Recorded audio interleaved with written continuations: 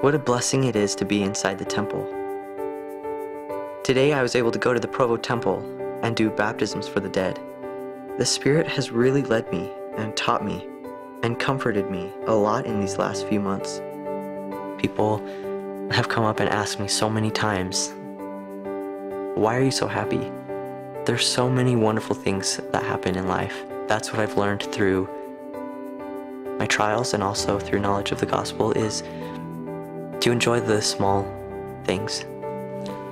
My mom taught me about the gospel of Jesus Christ and about the plan of salvation and how we can be together forever.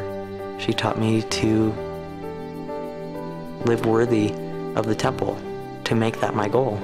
She taught me that family is most important. On Christmas Eve, my family was coming home from a party, and we stopped at the store to get some last-minute Christmas shopping done. We ended up going home a different way. We got to 7th West, and the light turned red, so we were stopped at the light. And I remember looking around the car, and it was one of those things where I reflected, and I just felt so grateful. You know, I looked around at all my children, and you could see they'd all nodded off, and I thought of how they were thinking about Christmas and dreaming of, you know, what would be happening the next day or so. I remember feeling really confused and lost and scared. Didn't know what had happened. I wondered where my family was. He sat down and he told me what had happened. I had no idea. He said, we've been in a really bad accident. And I said, what about Mom?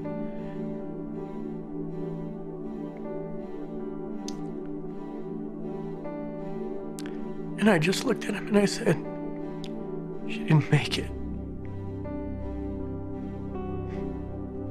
There was just silence. He just sat there and thought.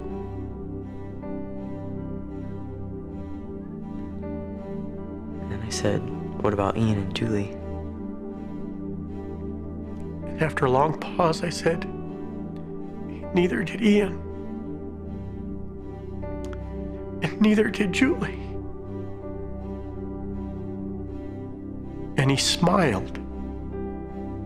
One tear ran down his cheek. And he said, it's okay, Dad. We're still a family. And that's the way Caleb was. From then till today, he understood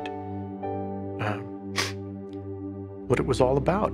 The Spirit that was there with me in that hospital room was incredible.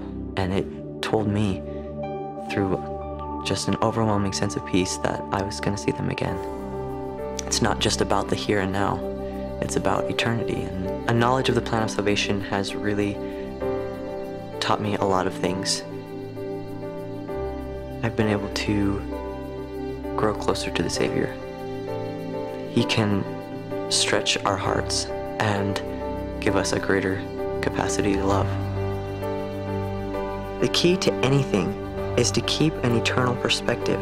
That's how I'm getting through life now and how I'll get through it in the future.